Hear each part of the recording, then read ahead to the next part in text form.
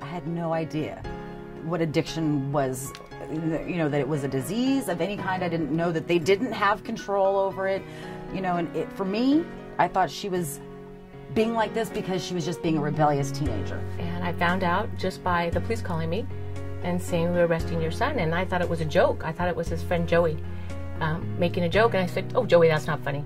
And he said, "No, this is not Joey. This is the San Marcos Police Department, and your son has a big drug problem." And that was the first I ever had known that he had a drug problem. It was very hard. I was angry. I was hurt. I was upset.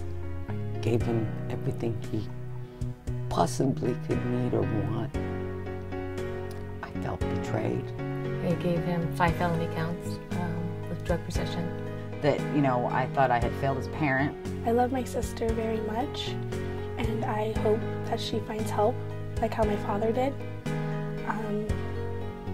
She's a great woman and an awesome mother, but when she is under the influence of alcohol, you don't see that in her. I see a crazy woman, and it kills me. This is a family disease. This isn't an individual disease. Oftentimes, when we come into treatment, we have this feeling that it's all about us. We're only hurting ourselves. I wanted to die, and I thought that dying was probably going to be the only way I was going to feel any relief from this pain. At 449, we believe in family therapy. We focus oftentimes on the individual, on the addict, on the recovery process. But a lot of places tend to forget that the family is suffering as well.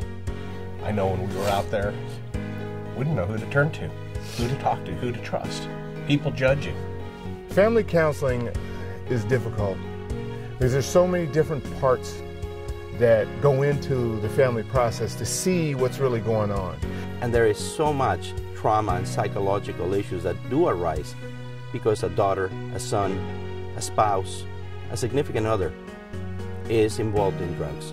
The reality is we are a tornado, and we are ripping through every person in our lives systematically, emotionally, physically, and spiritually, draining everybody because everybody feels so bad about what we're going through. They want to reach out and help, but we as addicts refuse. What we do is have them write down specifically what they want to say. And then we make sure that it's not something that's going to continue to perpetuate the behavior in the individual they want to work with. It has to be tough, it has to be honest, it has to be real. So family therapy is important because it keeps the recovery not as the individual, but as a family. It only really takes one person in the family to start change, to affect positive change in a family. This is the last time you may get to say what you really feel about what this individual is doing to you, has done to you, and done to your life. When you kind of reach that tough spot in the communication process and you're trying to get through it and you're not sure how, you actually use the processes that we use to get through those things. Some of the things he put in place for us as a family was boundaries and not to allow these kids to have the control. Family group brings the family together in a disarmed fashion, knowing that you will not get confronted the way you would be confronted by that person on a one-on-one basis. My family was really, you know, I think it got to the point where I was just really frustrated because I would not listen to anything that they had to say because I thought they were the problem. And family therapy is sitting down in front of your loved one with a group and talking about what's really going on and talking about what you're really angry about, where you feel let down, where you feel you've let them down. It gives you an opportunity to really have a positive discussion with feedback from other family members that can see where the process is maybe going off-road a little bit. One of the best treatments that Rodney and 449 can do for the family is helps you to identify that telling the truth about your family, you don't have to hide it, you don't have to look like my husband was a doctor and I'm a nurse and we had a certain look that we were supposed to hold up to the community. It'll give you the opportunity to learn and to watch other families. As you watch other families go through their processes, you see yourself. Over and over again, when I'm in a family group and I'm working through those different difficult dyads between the two family members, I see my own family.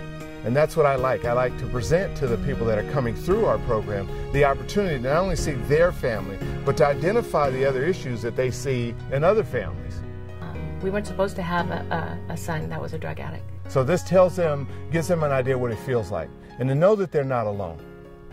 And I found out with Rodney and his treatment program that it's not anything about supposed to's. It's accepting what is. This comes from all sizes, shapes, colors, whether you're rich, whether you're poor, anything.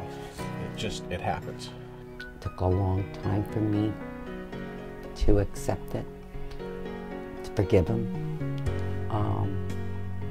But I have. And we've become best friends since then. I love 449 Recovery because I love the people that I work with, from the staff all the way to our clients who come in for treatment.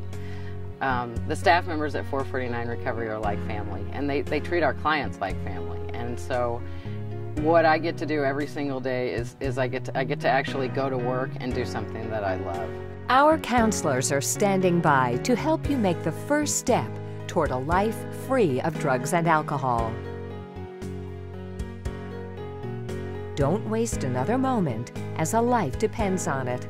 Call us today at 855-449-4490. That's 855-449-4490, or visit us online at www.449recovery.org.